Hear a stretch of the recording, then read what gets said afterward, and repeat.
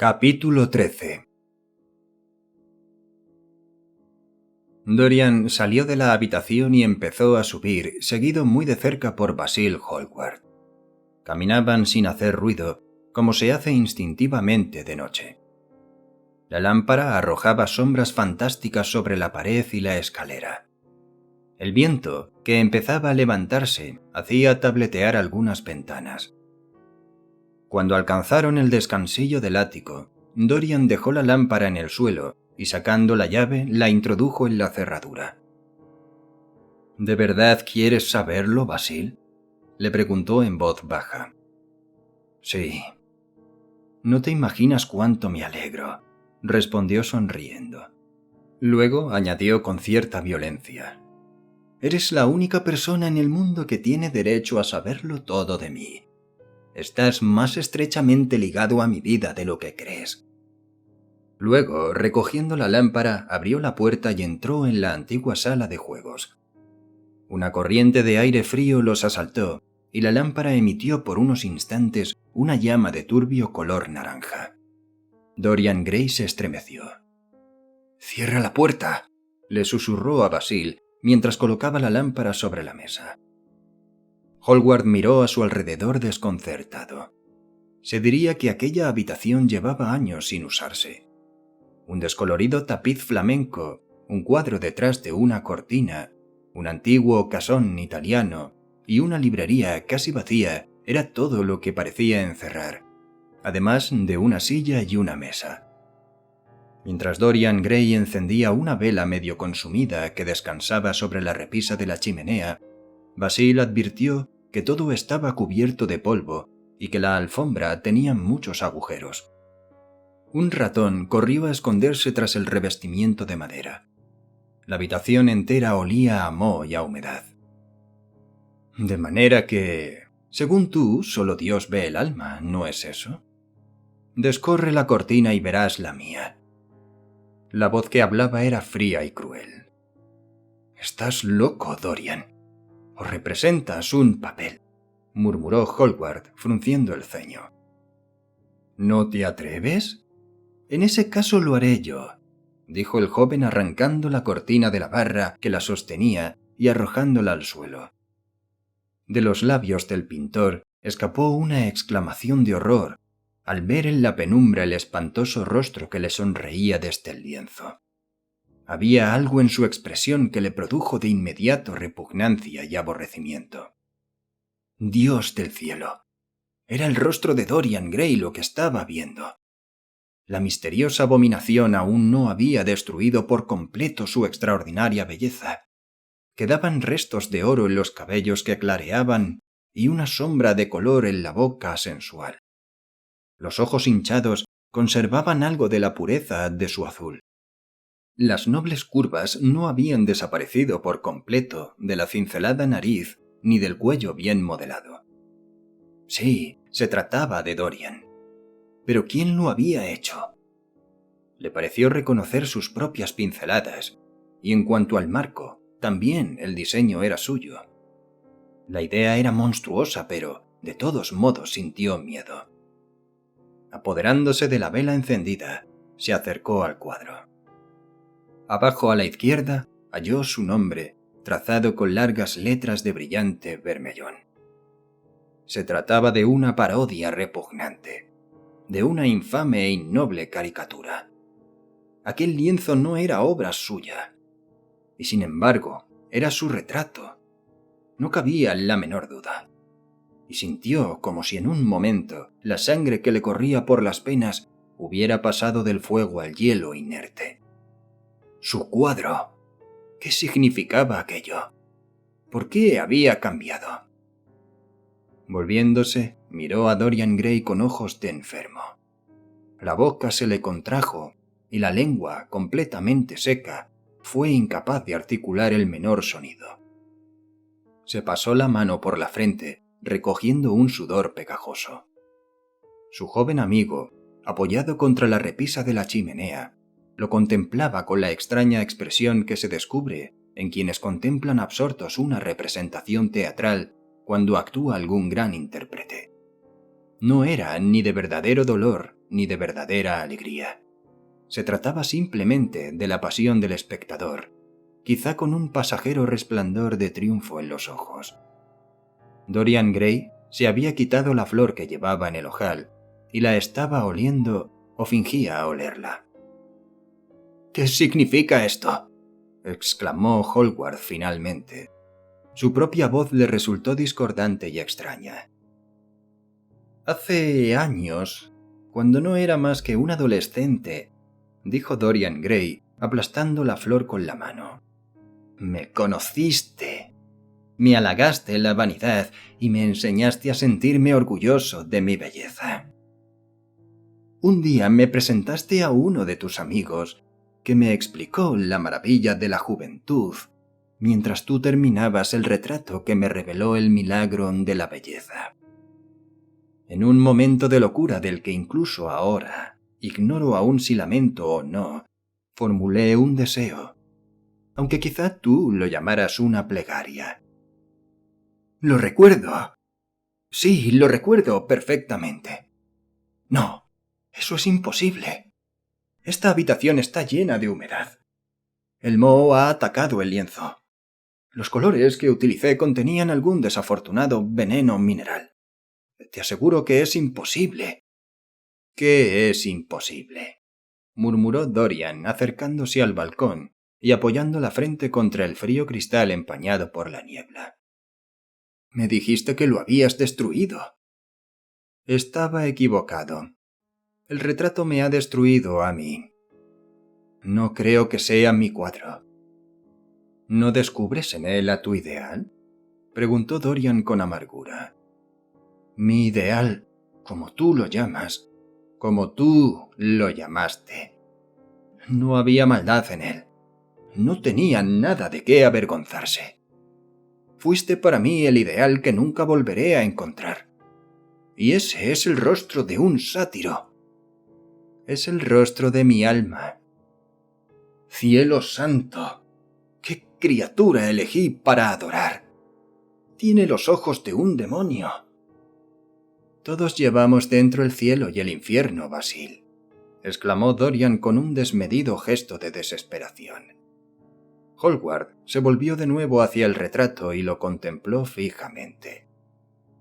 «Dios mío, si es cierto», exclamó, «y esto es lo que has hecho con tu vida. Eres todavía peor de lo que imaginan quienes te atacan». Acercó de nuevo la vela al lienzo para examinarlo. La superficie parecía seguir exactamente como él la dejara. La corrupción y el horror surgían, al parecer, de las entrañas del cuadro. La vida interior del retratado se manifestaba misteriosamente y la lepra del pecado devoraba lentamente el cuadro.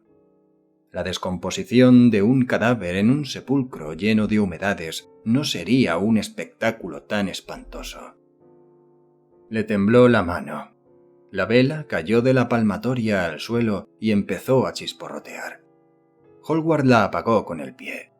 Luego se dejó caer en la desvencijada silla cercana a la mesa y escondió el rostro entre las manos. «¡Cielo santo, Dorian! ¡Qué lección! ¡Qué terrible lección!». No recibió respuesta, pero oía sollozar a su amigo junto a la ventana. «Reza, Dorian, reza», murmuró. «¿Qué era lo que nos enseñaban a decir cuando éramos niños? No nos dejes caer en la tentación. Perdona nuestros pecados. Borra nuestras iniquidades. Vamos a repetirlo juntos. La plegaria de tu orgullo encontró respuesta. La plegaria de tu arrepentimiento también será escuchada. Te admiré en exceso. Ambos hemos sido castigados». Dorian Gray se volvió lentamente, mirándolo con ojos enturbiados por las lágrimas. «Es demasiado tarde», balbució. «Nunca es demasiado tarde. Arrodillémonos y tratemos juntos de recordar una oración. ¿No hay un versículo que dice: aunque vuestros pecados fuesen como la grana, quedarían blancos como la nieve? Esas palabras ya nada significan para mí. Calla, no digas eso. Ya has hecho suficientes maldades en tu vida. Dios bendito, ¿no ves cómo esa odiosa criatura se ríe de nosotros? Dorian Gray lanzó una ojeada al cuadro y de repente un odio incontrolable hacia Basil Hallward se apoderó de él, como si se lo hubiera sugerido la imagen del lienzo, como si se lo hubieran susurrado al oído aquellos labios burlones. Las pasiones salvajes de un animal acorralado se encendieron en su interior y odió al hombre que estaba sentado a la mesa más de lo que había odiado a nada ni a nadie en toda su vida. Lanzó a su alrededor miradas extraviadas. Algo brillaba en lo alto de la cómoda pintada que tenía enfrente. Sus ojos se detuvieron sobre aquel objeto. Sabía de qué se trataba. Era un cuchillo que había traído unos días antes para cortar un trozo de cuerda y luego había olvidado llevarse. Se movió lentamente en su dirección, pasando junto a Hallward. Cuando estuvo tras él, lo empuñó y se dio la vuelta. Hallward se movió en la silla, como disponiéndose a levantarse. Arrojándose sobre él, le hundió el cuchillo en la gran vena que se halla detrás del oído, golpeándole la cabeza contra la mesa y apuñalándolo después repetidas veces. Solo se oyó un gemido sofocado y el horrible ruido de alguien a quien ahoga su propia sangre. 3 veces los brazos extendidos se alzaron convulsos, agitando en el aire grotescas manos de dedos rígidos. Dorian Gray aún clavó el cuchillo 2 veces más, pero Basil no se movió. Algo empezó a gotear sobre el suelo. Dorian Gray esperó un momento, apretando todavía la cabeza contra la mesa. Luego soltó el arma y escuchó.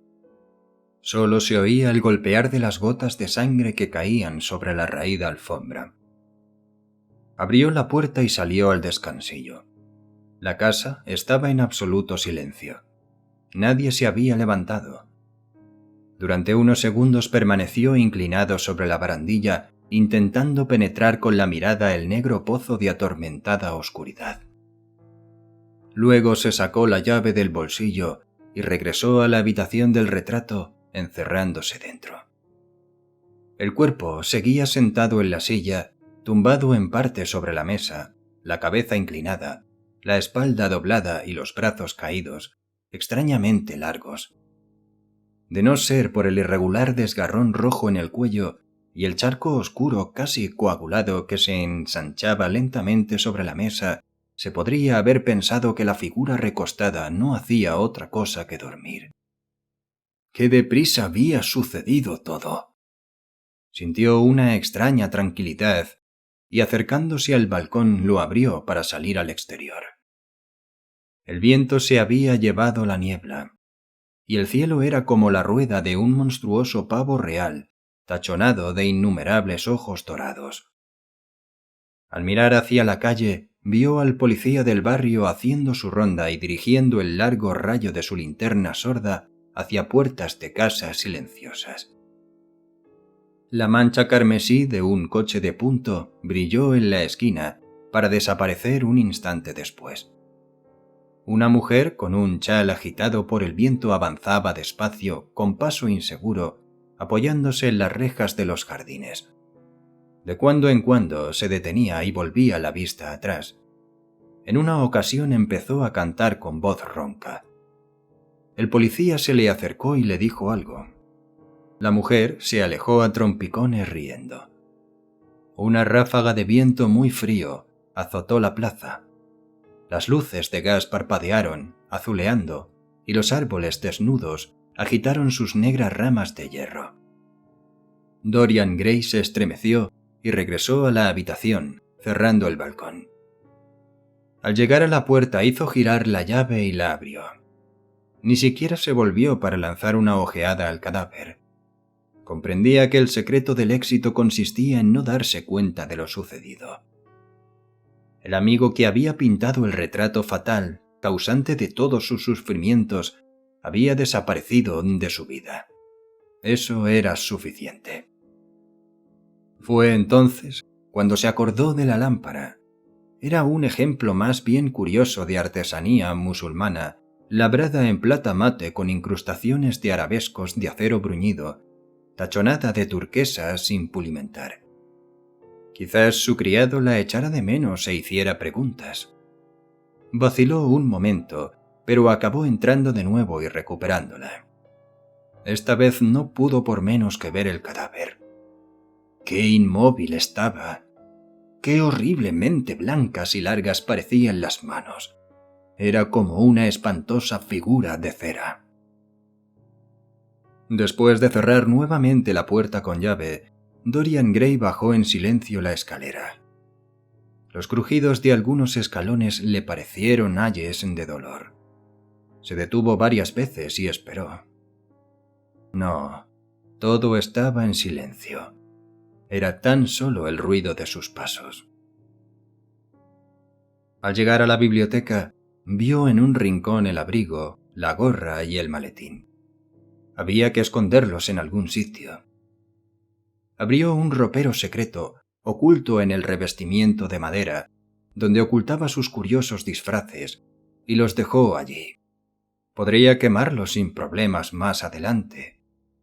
Luego sacó el reloj. Eran las 2:20.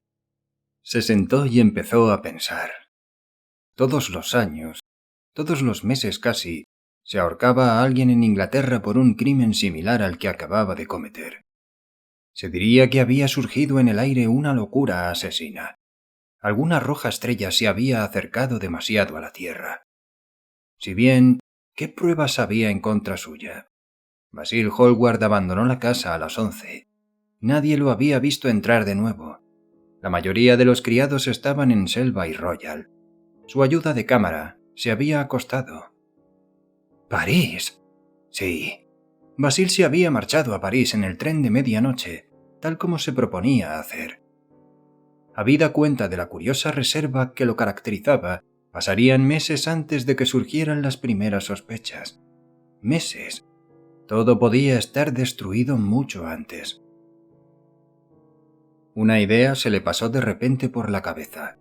Se puso el abrigo de piel y el sombrero y salió al vestíbulo. Luego se detuvo al oír en la acera los pasos lentos y pesados del policía y ver en la ventana el reflejo de la linterna sorda. Esperó, conteniendo la respiración. Al cabo de unos momentos, descorrió el cerrojo y salió sigilosamente, cerrando después la puerta con gran suavidad. Luego empezó a tocar la campanilla de la entrada. Unos 5 minutos después, apareció su ayuda de cámara vestido a medias y con aire somnoliento. «Siento haber tenido que despertarle, Francis», dijo Dorian Gray entrando en la casa. «Pero me olvidé las llaves. ¿Qué hora es?» «Las 2:10», respondió el criado mirando el reloj y parpadeando. «¿Las 2:10? Horriblemente tarde. Despiérteme mañana a las 9. Tengo que hacer un trabajo urgente». «Sí, señor». «¿Ha venido alguna visita esta tarde?» «El señor Hallward. Estuvo aquí hasta las 11 y luego se marchó para tomar el tren». «Ah, siento no haberlo visto. ¿Dejó algún mensaje?» «No, señor, excepto que le escribiría desde París, si no lo encontraba en el club». «Nada más, Francis. No se olvide de llamarme mañana a las 9. «Sí, señor». El criado se alejó por el corredor, arrastrando ligeramente las zapatillas. Dorian Gray arrojó sombrero y abrigo sobre la mesa y entró en la biblioteca. Durante un cuarto de hora estuvo paseando, mordiéndose los labios y pensando. Luego tomó un anuario de una de las estanterías y empezó a pasar páginas. Alan Campbell, 152 Hertford Street, Mayfair. Sí, era el hombre que necesitaba.